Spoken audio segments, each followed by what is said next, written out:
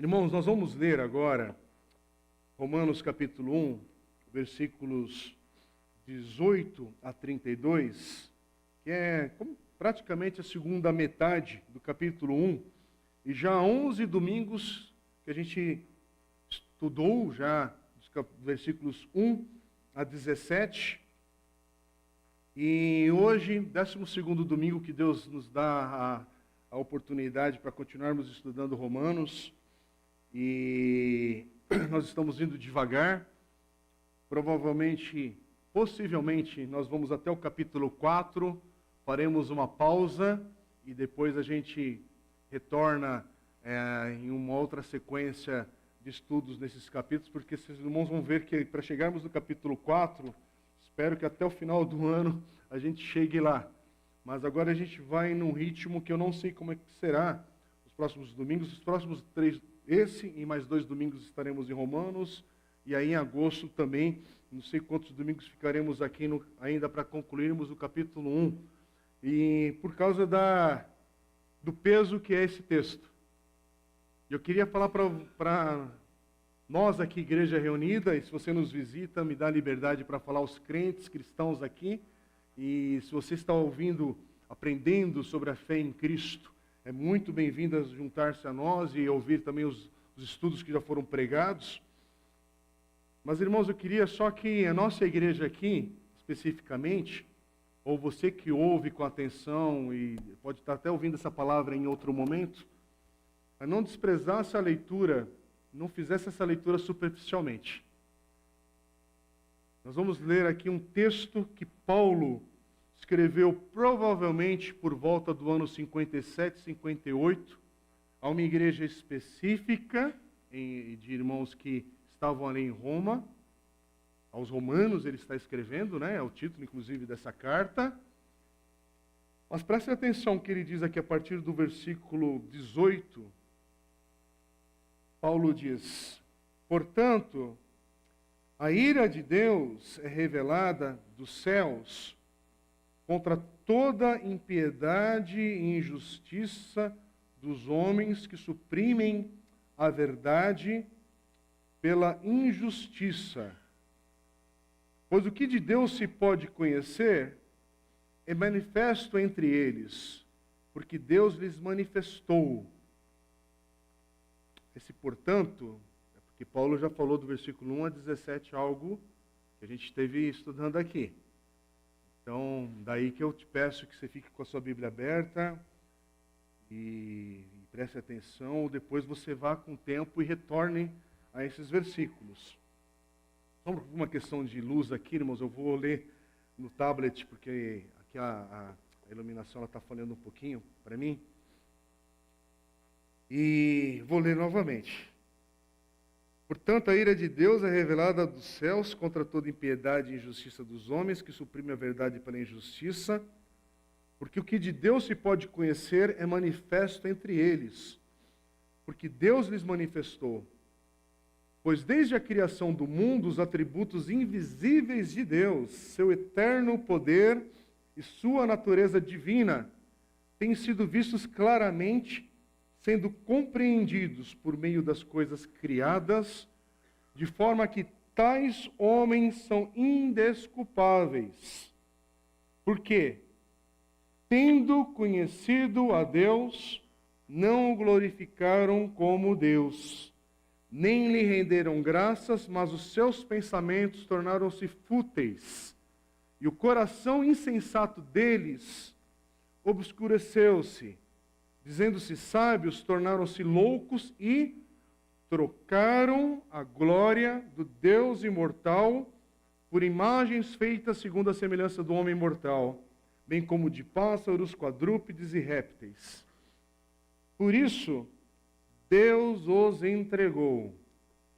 Presta atenção. Por isso, Deus os entregou. Paulo está falando isso ali no primeiro século. Isso aqui é uma descrição de pessoas reais, ali no primeiro século da igreja primitiva. Primeiro século depois de Cristo, lógico, né? está falando que Deus os entregou à impureza sexual, segundo os desejos pecaminosos do seu coração, para a degradação do seu corpo entre si. Trocaram a verdade de Deus pela mentira, e adoraram e serviram a coisas e seres criados em lugar do Criador, que é bendito para sempre. Amém. E a gente vai até o final desse capítulo 1, hoje, para você entender esse todo nessa primeira leitura, para a gente poder entender o peso desse texto. Ele continua dizendo, por causa disso, o que ele diz mais uma vez? Deus os entregou. Quer dizer, segunda vez. Tem uma segunda vez que está repetindo essa expressão, presta atenção, que Paulo não fez esse reforço aqui à toa. Então, mais uma vez diz que Deus os entregou a paixões vergonhosas.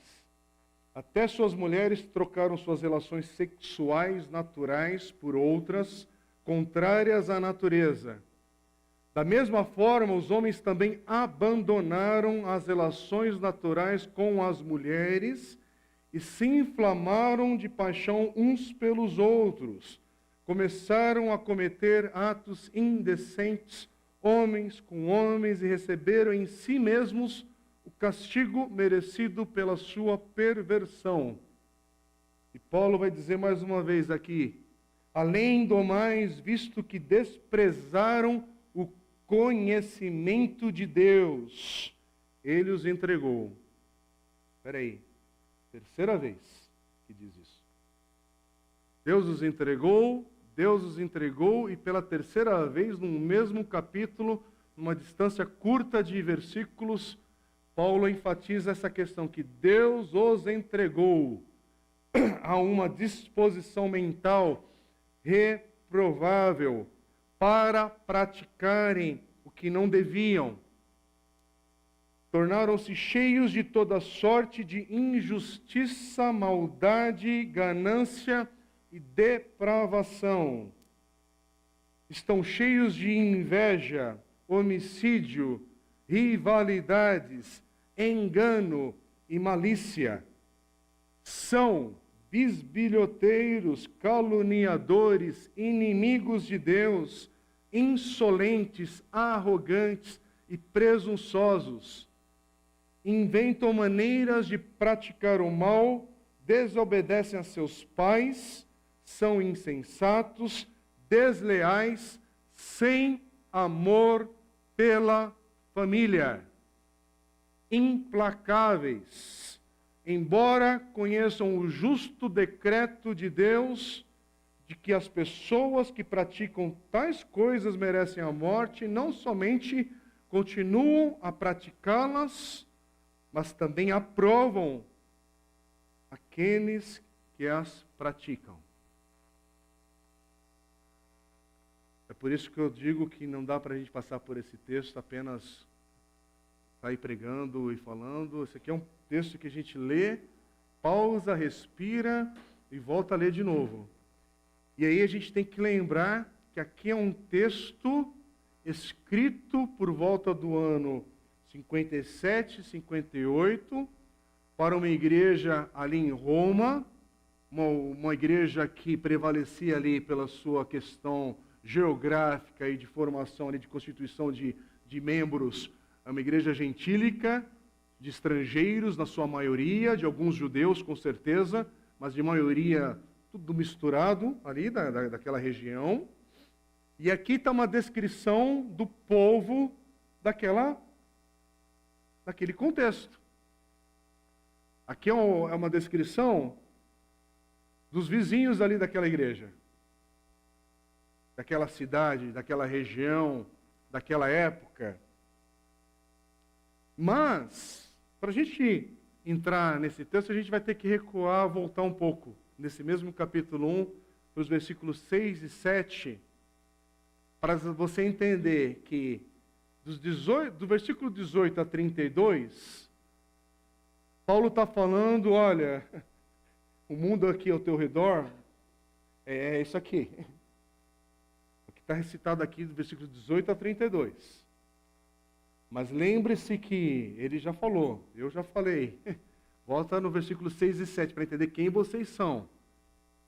Igreja do Senhor, a igreja que está em Roma, mas agora a igreja que está em toda parte, que nós fazemos parte, inclusive hoje, no ano de 2023, e no ano que talvez alguém esteja ouvindo essa palavra, versículos 6 e 7, Paulo já disse, já afirmou, e ele disse assim: vocês também estão entre os chamados para pertencerem a Jesus Cristo, e é o que ele está escrevendo no versículo 7, a todos os que em Roma são chamados amados de Deus e chamados para serem santos.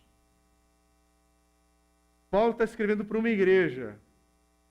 E essa igreja é destacada porque eles foram chamados para pertencerem a Jesus Cristo. E se eles são chamados para pertencerem a Jesus Cristo, esses que estão em Cristo agora, eles só estão em Cristo e só são igreja porque foram e são amados de Deus, chamados e santos. E é isso que eu quero que fique no teu coração hoje. Se você, daqui para frente, tiver alguma questão, fique com isso no teu coração. Igreja é o povo que foi chamado para pertencer a Jesus Cristo. Igreja com I maiúsculo. E se você foi chamado para pertencer a Jesus Cristo, nele, é porque você foi amado de Deus. Porque você é amado de Deus. Começa por aí. Porque você é amado de Deus, você foi chamado. Porque você foi chamado, você é santo. Você é santo. Você é santo, se você está em Cristo Jesus. Não estou falando da doutrina católica de ser santo. E com todos os respeitos a quem vem da tradição católica, ou se você é católico, inclusive congrega aqui com a gente, porque temos essa situação também entre nós de tempo em tempo. Você é bem-vindo a estar aqui, mas entenda que o que as Escrituras dizem é que ser santo é aquele que foi amado, chamado, e se você está em Cristo, você é santo. Santo não é quem é canonizado, que passa por um critério da igreja e que se volta, e que se destaca, e que se verifica as obras, o que fez, os milagres. Não. Povo de Deus é um povo santo. Essa é a definição das Escrituras do Novo Testamento que os apóstolos ensinam. Se você está em Cristo, você é santo. Por quê? Porque o Espírito Santo de Deus está em você. O Espírito Santo de Deus habita você. Então você foi amado. Porque você foi amado, você foi chamado. E porque você foi chamado, você é santo agora. Por causa do Espírito Santo de Deus que habita você, que pertence a Cristo. Não é você frequentador de igreja evangélica. Não é você que frequenta também a igreja católica, ou o centro espírita, ou é religioso, ou é místico, usa essas palavras de hoje, ou é da espiritualidade e não sei o que. Não. A questão é, você pertence a Jesus Cristo? Se você pertence a Jesus Cristo, isso é ser igreja. É que você foi chamado a pertencer a Jesus Cristo, e aqueles que pertencem a Jesus Cristo só pertencem a Jesus Cristo porque Deus te amou. Começa por aí.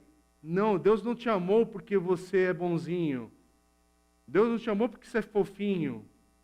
Deus não te amou porque você conseguiu fazer seus exames e passar em destaque ali. Deus não te ama porque você faz coisas certas. Deus não te ama porque você conquistou isso, conquistou aquilo outro. Deus te amou, Deus te chamou, Deus te fez santo. Deus fez. Deus iniciou esse processo.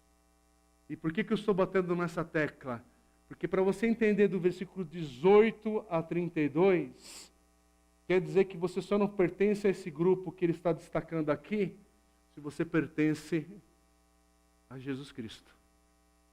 Porque se você não pertence a Jesus Cristo, e é o que ele descreveu a princípio aqui nos versículos 6 e 7 com clareza, o que acontece no versículo 18 a 32 é o curso desse mundo, desde então a quem não pertence a Jesus Cristo.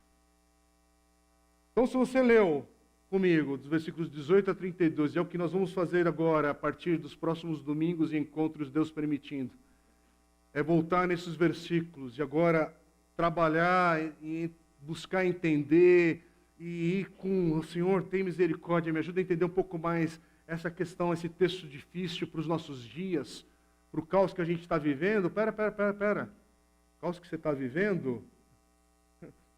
Parece que esse texto aqui foi escrito semana passada por alguém que mandou o texto no e-book, né? E a gente espalhou e viralizou e chegou para todo mundo. O que a gente leu aqui, essa descrição, é da sociedade atual. O que a gente acabou de escrever aqui é a descrição da sociedade que optou por rejeitar a Deus. Então, se você está olhando para o mundo aí fora, no seu dia a dia, está com o coração angustiado, por onde esse mundo está indo? O que é que está acontecendo? Primeiro que você não está só nessa angústia.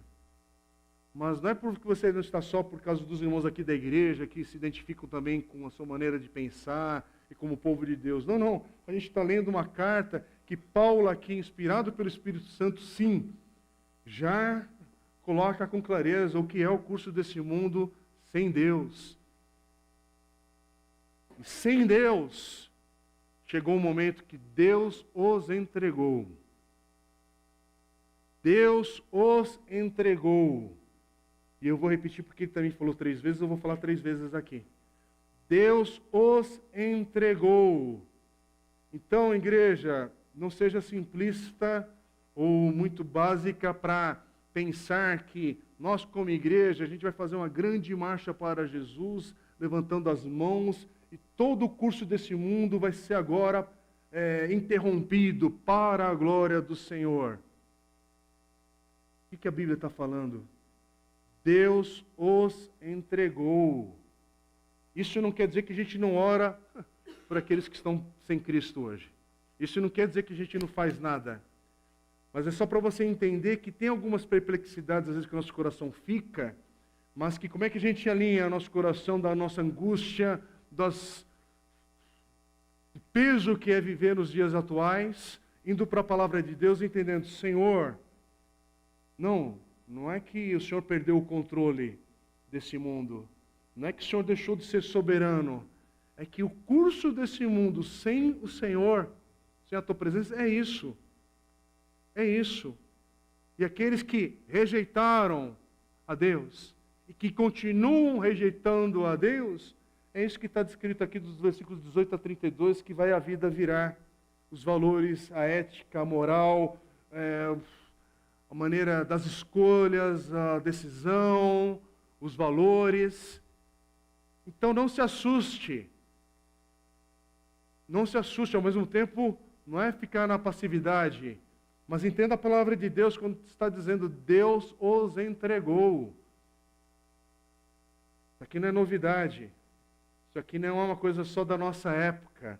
Aliás, para você entender que não é uma coisa só da nossa época, eu quero compartilhar hoje, eu vou compartilhar mais de uma vez aqui, pedir a licença dos irmãos, porque mais uma vez, eu parei aqui, eu ia fazer hoje um estudo bem diferente, mas nessa semana eu voltei a ler o comentário das pregações ali do pastor Martin Lloyd-Jones, que foi pastor na Westminster Chapel em Londres. De tempo em tempo eu cito esse irmão aqui, porque foi um irmão muito usado por Deus no século XX e que influenciou toda a igreja, e a série de mensagens dele em Romanos.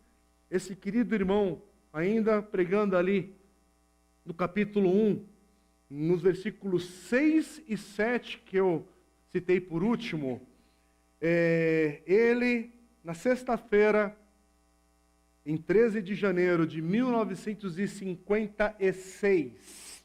Eu gosto de citar essas datas para você prestar atenção no que Deus estava fazendo, fez, e o que era o mundo daquela época.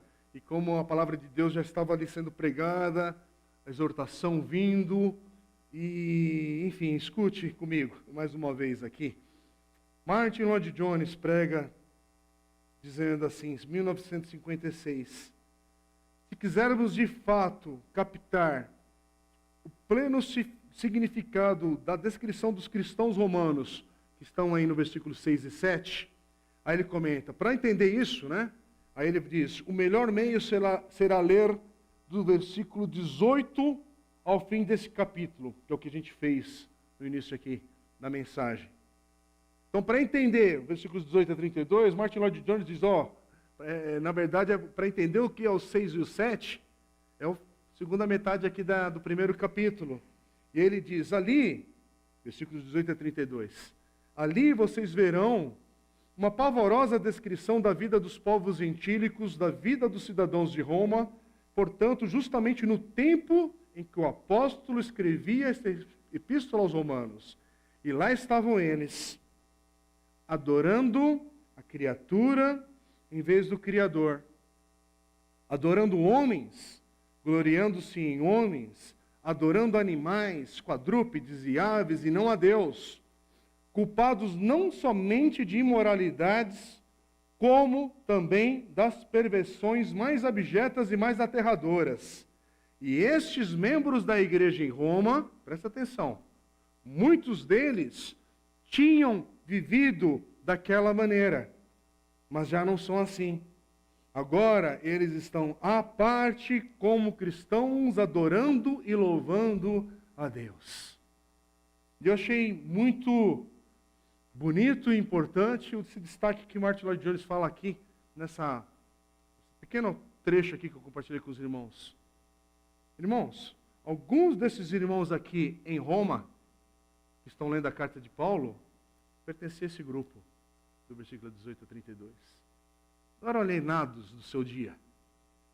Aliás, aqui na igreja também, muitos aqui se identificaram, porque talvez lendo os versículos 18 a 32, ao lerem, olha, eu estava nesse grupo. Eu estava indo nesse caminhar aqui. Eu estava nesse fluxo. Mas se não fosse o amor de Deus, se não fosse o chamado de Deus, e se não fosse agora eu ser santo em Deus por causa de Cristo Jesus, onde eu estaria hoje? Então, hoje a ênfase aqui, irmãos, não é apontar o dedo para falar dos versículos 18 a 32, que olha esse grupo aqui de pecadores. É para nós nos lembrarmos hoje como povo de Deus, onde eu e você estaríamos se não fosse a graça de Deus na minha vida, na minha história. Onde que eu estaria? Eu estaria no grupo de 18 a 32, perdido em algum momento aqui, em alguma intensidade desse peso aqui. Então, o que a gente precisa rever hoje e lembrar o nosso coração, porque sim, irmãos, a gente veio aqui hoje para adorar o Senhor, cantamos louvores, apresentamos orações e ofertas, estamos servindo aqui nas diversas oportunidades que congregar numa igreja promove, mas eu queria que você, por favor, no meio de tudo isso, que é a vida, e amanhã é segunda-feira, e de hoje para o próximo domingo tem esse ato, e a vida ela vai acontecer. Eu quero só que você hoje, mais uma vez, hoje Deus nos dá a oportunidade para você ser lembrado que aquele que é cristão, aquele que é crente no Senhor, só tem essa descrição porque pertence a Jesus Cristo. A gente precisa entender o que é ser chamado de Jesus Cristo, os chamados de Jesus Cristo. Quem são esses chamados? Chamados para estar com Ele, pertencer a Ele. Irmãos, essa é uma descrição apenas de quem é cristão, discípulo verdadeiro de Jesus Cristo, crente no Senhor, povo de Deus. Não é frequentador de igreja, não é curtidor de frases de versículos bíblicos na internet. Cristão são pessoas que pertencem a esse novo reino, o reino do Senhor Jesus Cristo, não o reino deste mundo mais. É por isso que a gente usa o termo cristão ainda hoje. Irmãos, é isso que nos diferencia, não no sentido de orgulhosos aí para apontar o dedo para os outros, mas a pergunta é, você está em Cristo? Hoje eu queria que ficasse claro na tua cabeça, coração, mente, alma, essa questão. Eu não estou te perguntando se você é batista, eu não estou perguntando se você é presbiteriano, não estou perguntando se você é da Assembleia de Deus, se você é isso, aquilo, outro. Estou pensando, você pertence a Cristo, não ao rol de membros de uma igreja local. Sim, isso tem importância, mas é em outro departamento. A questão é, você pertence a Cristo. Porque o que nos faz sair do domínio do mal, deste mundo caído, é o amor de Deus. Não é o esforço humano, é o amor de Deus. Então, presta atenção de novo, estar em Cristo não é sobre, porque agora finalmente eu descobri como me tornar amado de Deus. Porque tem gente que pensa que vai uma hora descobrir como é que eu faço esse negócio funcionar na minha vida. Como é que eu finalmente agora me torno amado de Deus? É isso que a religião quer ensinar. É isso que outras seitas e questões do mundo espiritual às vezes querem ensinar. É assim que pessoas estão buscando hoje nas suas experiências místicas, em caminhadas, em percursos, em jornadas, em viagens. Como é que eu faço? Como é que eu me torno? O que eu faço para isso? E a gente, em Cristo, aprende na sua palavra, em 1 João 4,19, que somos o que somos porque Ele nos amou primeiro. Começou com Deus, meus irmãos. Começou nele. Começou nele. Primeiro passo foi do Senhor. Começou no amor dele. E essa é a essência que a gente precisa guardar hoje, básica. E é que a gente precisa resgatar no nosso coração. Começou no Senhor. Ele me amou primeiro. Lembra que nos evangelhos a gente tem ali, em mais de um texto, a expressão sobre Jesus.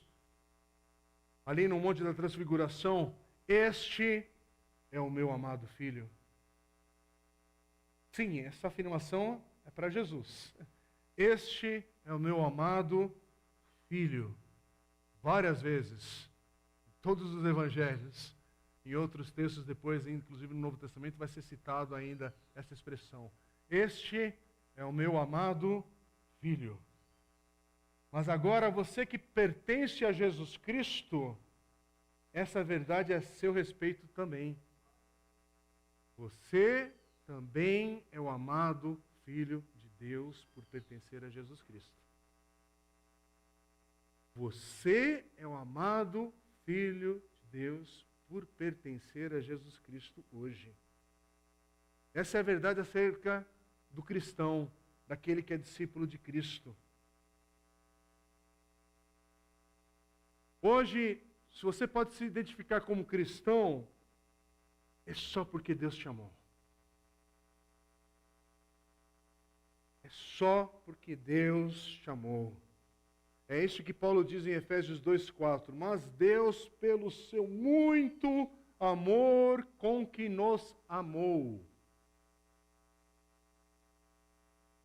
Como é que você sai desse domínio de um mundo caído, maligno, de Satanás? Pelo amor de Deus.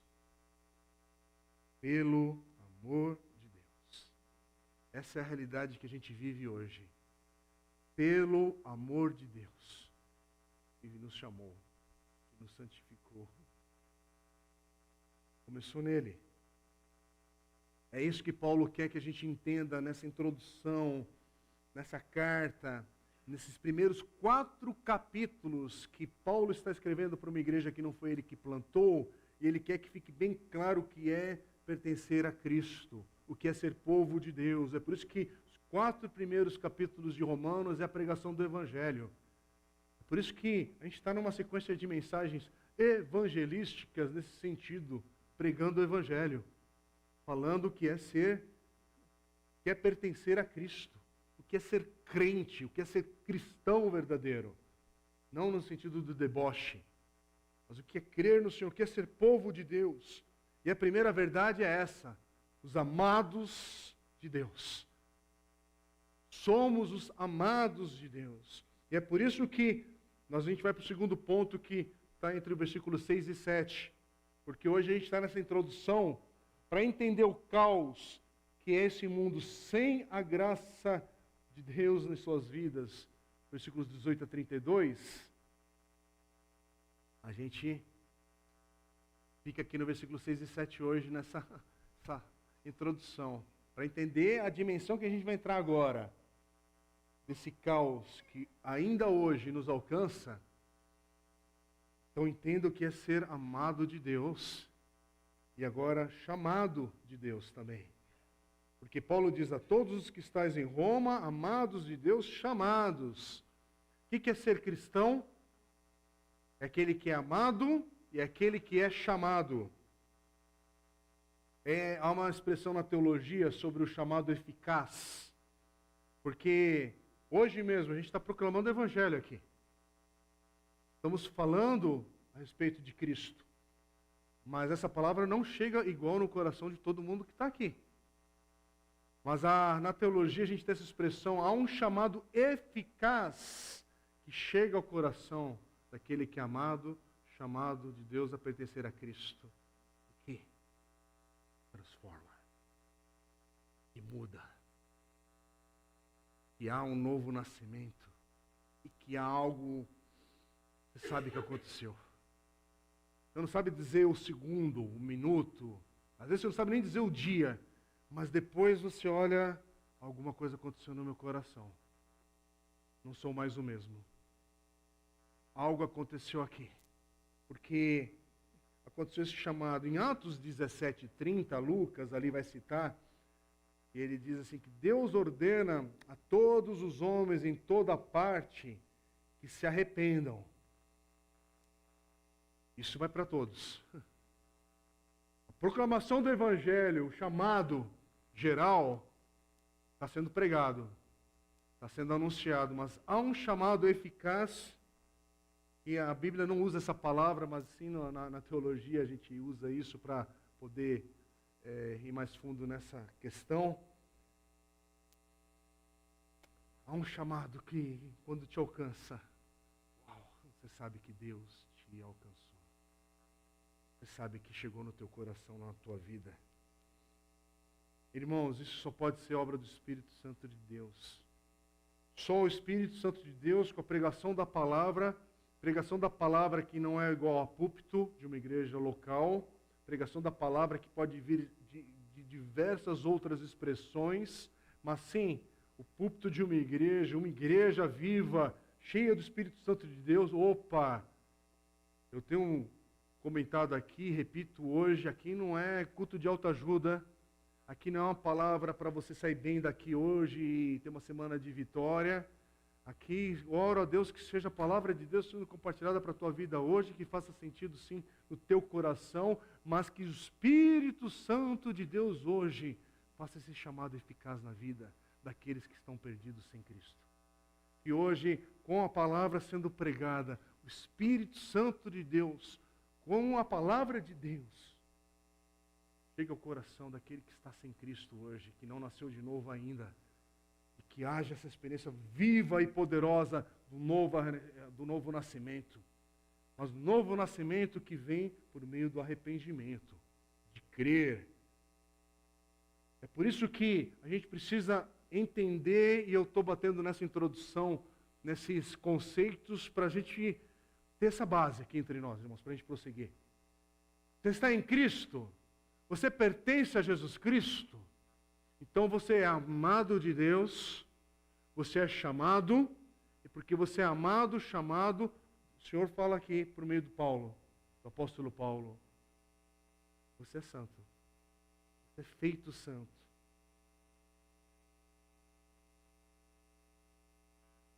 E perceba que nesse texto, Paulo não fala que alguns que estão em Roma são santos. Não, Paulo está afirmando, são vocês que são amados de Deus nessa igreja. E no contexto aqui também, não são os amados de Deus que é toda Roma. Aqui tem uma coisa específica que Paulo está falando desse amor. É muito sério isso, irmãos, é muito pesado isso. E ao mesmo tempo uma mistura de muita graça e misericórdia de Deus. E eu falar, Senhor, por que eu pertenço a isso? Você não faz essa pergunta de vez em quando, não? Por que eu? Por que eu? Eu não sei te responder, eu só tenho essa pergunta também comigo. Por que eu, Senhor? E a minha pergunta não é para excluir os outros. Essa pergunta é, na verdade, para você poder olhar com gratidão aos céus e entender que quando você está aqui nesse ambiente do encontro, da igreja, oh, bendito seja o Senhor que permitiu que a gente estivesse aqui hoje unido por causa do nome do Senhor Jesus Cristo. Irmãos, a gente não está aqui, a não ser por causa do nome de Cristo. A nossa vida cruzou por causa do nome de Cristo. Você já parou para pensar sobre isso? Talvez o seu cônjuge, hoje, que está do seu lado, que passou pela sua vida, foi por causa de Cristo. Seus filhos, hoje, também tem Cristo nisso tudo. Porque senão, onde é que estaria você hoje? Se não fosse o amor de Deus, o chamado de Deus e Deus te fazer santo. É pela graça, pela misericórdia de Deus. Aí você fala, mas eu baguncei minha vida, mas você está aqui hoje. Então, nesse hoje, Deus toma a tua vida. Porque tem pessoas aqui que não é o primeiro cônjuge. Que a vida bagunçou, você nem sabe ainda o que está acontecendo no teu lado. A tua vida está em andamento. Não está uma obra que já concluiu tudo. Se fosse concluído, estaria no céu. E que eu volto a te falar é que o céu não é uma coisa que a gente às vezes, com a palavra, a gente pensa de uma maneira muito rasa também. Você estaria na presença de Deus já. Você está aqui hoje ainda, é porque é teu tempo de glorificar a Deus nesta geração, até o último dia do seu fôlego. Não importa criança ou adulto, ninguém vai estar na presença de Deus no céu antecipado. Opa, cheguei aqui, não estava avisado, eu cheguei antecipado, era horário de verão no Brasil, e nem isso a gente tem mais para poder justificar, chegar antecipado. Entendeu? Não, para com isso não. Você está aqui caminhando, porque você está vivendo esse propósito maravilhoso de Deus para a tua vida, ainda hoje. Talvez esse propósito de Deus ainda hoje, no leito do hospital, como está o nosso querido irmão Edson, que se estiver ouvindo essa palavra, receba o carinho, o amor e a oração da igreja pela sua vida, mas você não está no leito do hospital porque as coisas saíram do controle da mão de Deus, não. No meio desse caos, dessa situação, dessa adversidade, você é amado de Deus. Você é chamado de Deus. E você é santo por causa da presença de Deus. Irmãos, por que a importância de enfatizarmos isso? Porque aqui, Paulo está falando para uma igreja que esses irmãos estão perdendo a vida por causa desse Deus, por causa desse evangelho. Aqui são irmãos que ainda irão passar por fogueira, pelo mártire, serão lançados ali, literalmente na cova dos leões, ali ainda no Coliseu em Roma. E Deus nos deu presente para mim, a gente poder visitar esse local muitos anos. E, irmãos, quando você chega ali, eu lembro da sensação, nós pegamos um táxi, saímos do aeroporto, estava indo para o hotel, de propósito havia escolhido um hotel que estava numa condição boa ali, e era perto de um metrô, do lado ali do Coliseu, para depois poder andar a pé naquela região. Mas eu lembro a sensação, o táxi virou a rua, a gente ali conversando ainda com os irmãos que tinham viajado juntos, e o pastor Edson e a Rutinha estavam nessa experiência. A gente está ali, tinha acabado de sair de uma conferência missionária em Portugal, emendamos férias, nosso contexto de trabalho era diferente, não estava de tempo integral na igreja, e foi uma oportunidade. E aí nisso, na hora que entra uma curva ali, indo para o hotel, começa a ver um negocinho crescendo e crescendo, de repente é o Coliseu. Irmãos, dá uma sensação de emoção em ver aquele local como em poucas experiências eu tive. E quando a gente colocou o pé lá dentro, quando a gente visitou no dia seguinte, algo assim, é um negócio que você não sabe se você tira foto, sabe? Quando você sabe da história do que aconteceu ali. É o tipo do lugar que ele é maravilhoso, é histórico, mas justamente tem um peso. E eles colocaram ainda num trecho ali, daquele Coliseu hoje restaurado, boa parte dele, colocaram uma cruz. Aí o pessoal tira um monte de foto ali sorrindo, tudo. Irmãos, é um lugar que eu não sei se você consegue sorrir, eu não sei se você vai me entender. Por causa do que aconteceu naquele local. Das milhares de pessoas que perderam a vida por causa daquela cruz. Naquele local. Com isso eu não estou querendo quebrar ninguém na questão de uma viagem gostosa ali para um país desses que se aprende tanto. Mas é que a gente está lendo aqui, por que Paulo está enfatizando isso? Por causa desse grupo de irmãos que ainda iria perder sua vida por causa desse Cristo. É por isso que ele está falando, olha, quando estiver chegando o teu dia ali, aquele momento, ser decapitado, quando estiver chegando aquele dia, aquele momento de você ser colocado na fogueira, ou de a flecha ter sido lançado contra você, um dardo, uma lança, sei lá o quê, você sabe que chegou o momento. Aqui não é ausência do peso de um momento desse, da aflição, do momento da angústia, mas ao mesmo tempo é algo que só o Espírito Santo de Deus pode fazer. Você não deixou de ser amado, chamado e santo em Deus. Diagnóstico é de câncer. Você não deixou de ser amado, chamado e santo em Deus. Infartou.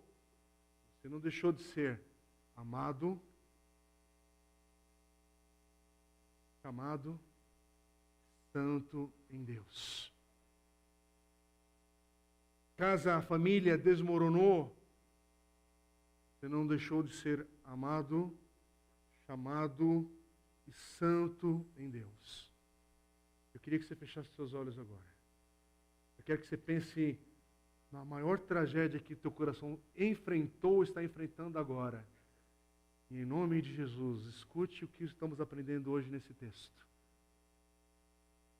Sim, dá nome à tua dor. Dá nome à tua aflição.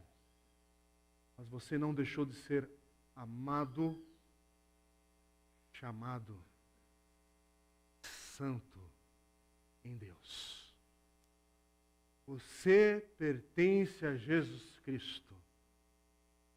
E pega essa dor, que ela é verdadeira, ela é real, e você não tem como negá-la, mas leve aos pés da cruz de Cristo.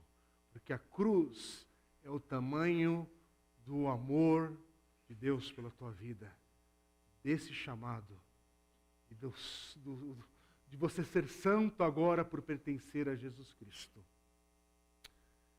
Esse segundo de pausa. Amém. Volta a tua atenção para cá. Hoje eu queria misturar essa questão, porque não é para a gente só passar por um texto. O Espírito Santo de Deus está falando ao nosso coração. Eu preciso terminar hoje, vou terminar agora, fique com calma que eu não vou estourar no horário não, porque a gente precisa entender o que é ser santo. Amado, chamado e santo. Santo, porque essa é a descrição de quem está em Cristo. Santo, porque ninguém pode ser cristão sem ser santo. Santo, porque você pertence a Jesus Cristo. Não é porque você não pecou ontem. Não é porque você não ofendeu ninguém essa semana. Basta ser casado, amém? Amém? Os casaquinhos, não vai perguntar muito quais foram as últimas ofensas entre eu e a D aqui, que eu vou passar vergonha. Passa vergonha mesmo, tá? Não é brincadeira, não. Não é só pra gente dar risada aqui. Ah, tá brincando, né? Não, não tô brincando, não, é sério. É, a gente passa vergonha. Então, ser santo não é porque você, nessa semana, entre um domingo e o outro, finalmente conseguir passar uma semana sem erros. Não, não, não. Entre a semana passada e essa, você não deixou de ser santo. Porque santo é a sua condição em Cristo. É que nem você é justificado para sempre. Porque essa é a tua condição em Jesus Cristo. É como o conceito de perfeição. Você não é perfeito no olhar humano, mas a perfeição de Cristo agora faz parte também da sua vida. Entendeu a diferença? Você é santo agora, não é porque você deixou de fazer nada errado e ofensivo. É porque a presença do Espírito Santo em nós, é a expressão que Paulo fala, você foi selado. Ninguém vai quebrar esse selo. Ninguém vai quebrar isso mais. Então, você foi ofendido no teu trabalho nos últimos dias, e de repente, sabe quando você é ofendido e sai aquela faísca, né? Aquele negócio, e sai uma palavra mais áspera. E aí a pessoa ainda fala, ô crente, né, ô irmão, né? Como é que você faz isso, irmão? Não é o irmão Cordeirinho de Jesus, né? Para quem não sabe, Cordeirinho de Jesus era a classe inicial, né? Na igreja evangélica e na escola bíblica, muitos anos atrás, era o nome que a maioria das igrejas adotavam, né? Não, ser santo é porque você foi separado para Deus, para a glória de Deus. Ser santo porque você foi separado para que a sua vida seja em louvor para a glória do Senhor. É isso. É isso que significa. E a gente precisa resgatar isso porque a gente fica com medo às vezes de verbalizar, mas o irmão que está do teu lado, atrás, na frente, se ele pertence a Jesus Cristo, ele é santo. Ele é santo. E é santo nesse contexto, nesse significado, separado para a glória do Senhor. Então o que a gente está falando hoje, irmãos, não é aprender uma técnica para te, como o pastor Martin de hoje no texto, ele também vai falar mais adiante quando ele está pregando, como se a gente aprendesse como é que a gente vai frear esse mundo, o mundanismo na nossa vida. Ninguém tem essa força para aprender uma técnica dessas. Você não se torna santo por você mesmo, ninguém consegue fazer isso. E aí, Lloyd Jones ele vai falar da diferença entre ser íntegro e ser santo. Eu achei fantástico, porque isso nos ajuda a discernir bastante coisa e confusão no nosso meio. Irmãos, presta atenção.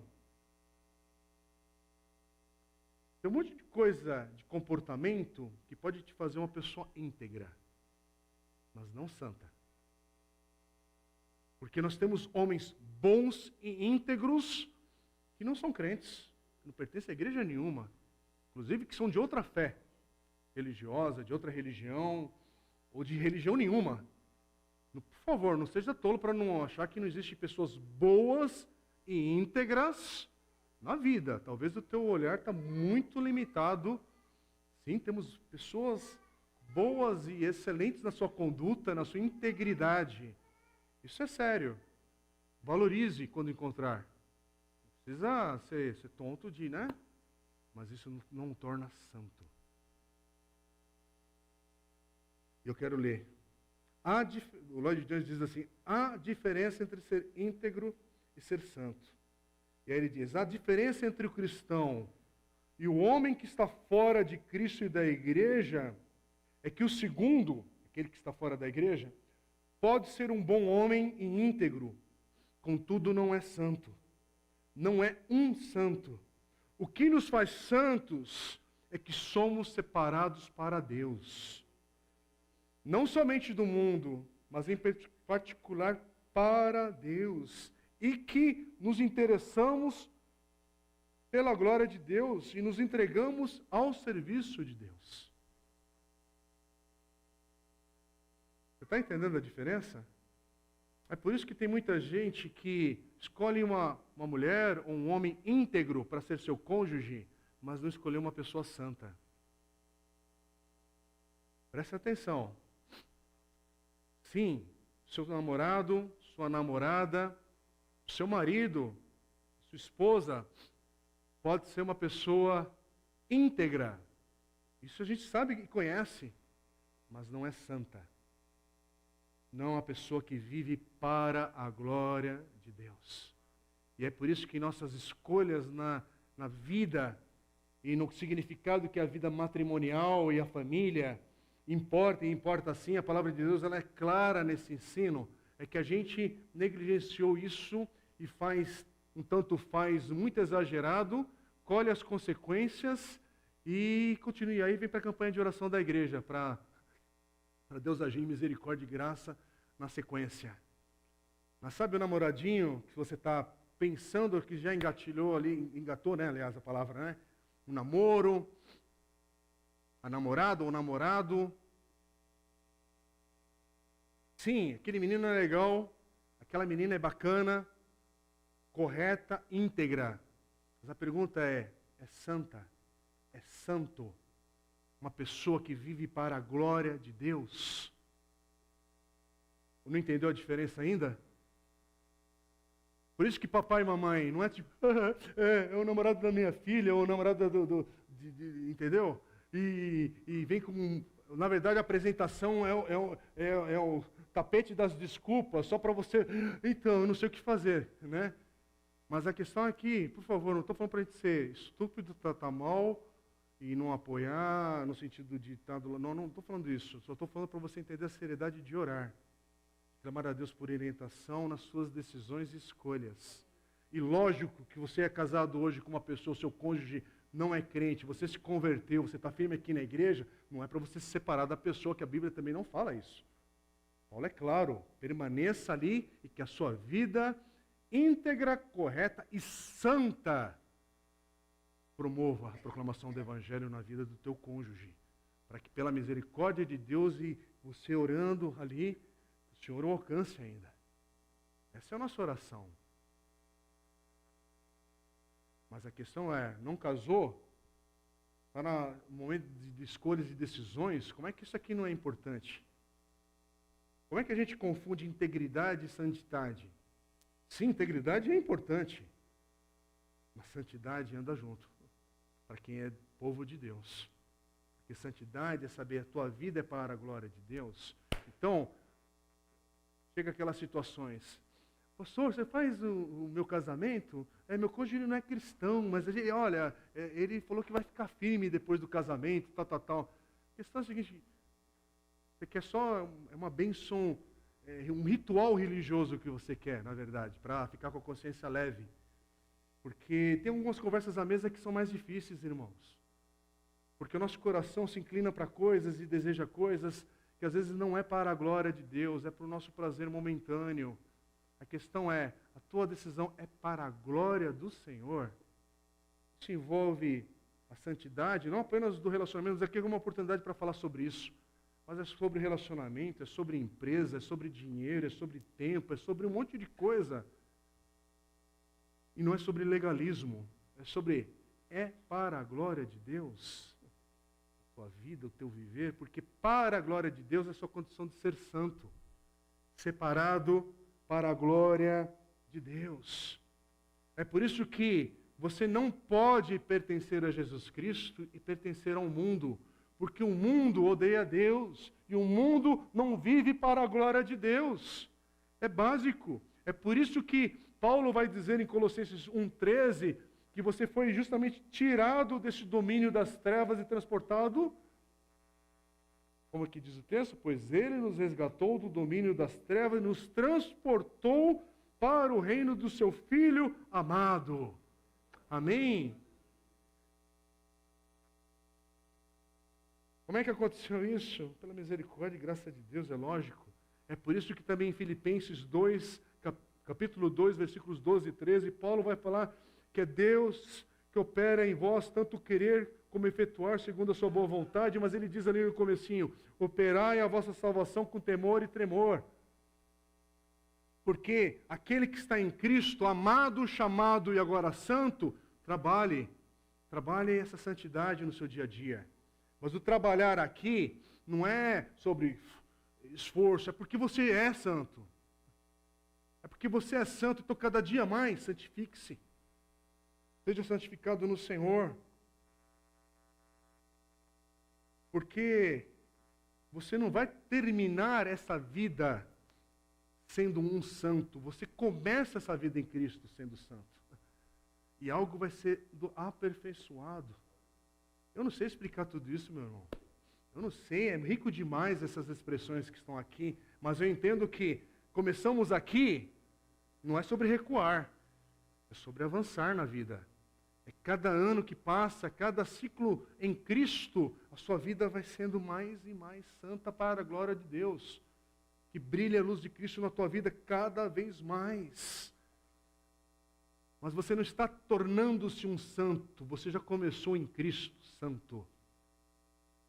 Entendeu a diferença? Por isso que esse versículo em Filipenses diz: operai a vossa salvação, porque Deus é o que opera em vós.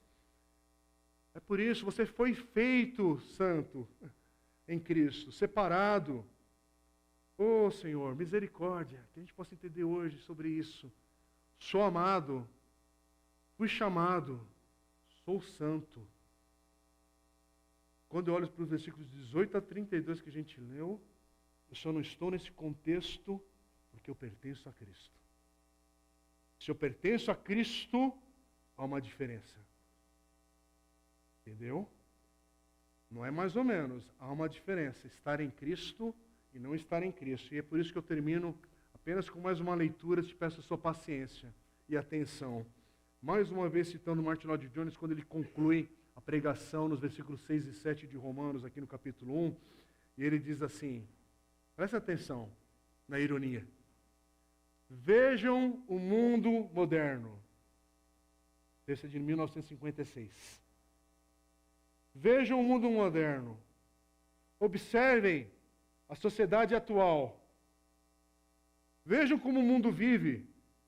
Porventura temos nós compreendido o que Deus fez por nós e o que somos unicamente por causa do amor de Deus, por causa da sua misericórdia, por causa desta sua vocação, desta separação que Ele fez acontecer com relação a nós. E só quando assim o compreendermos que apreciamos verdadeiramente a cruz e o amor, a misericórdia e a bondade de Deus. Por certo, você se lembra de John Bradford, e aí, aspas aqui, parênteses, né? John Bradford foi um pregador protestante inglês, foi morto na fogueira em 1555, durante as perseguições da rainha Mary Tudor da Inglaterra. Ela foi rainha da Inglaterra por um pequeno período, e esse irmão foi morto na fogueira.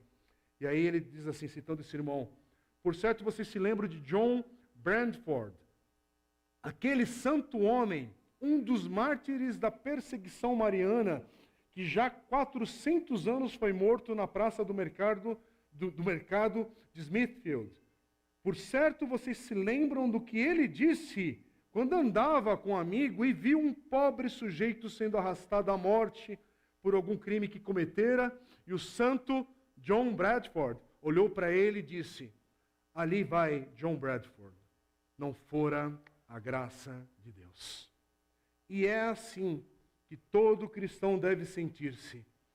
Somos o que somos não por nossa bondade, não por nossas vidas, não por causa de alguma coisa existente em nós.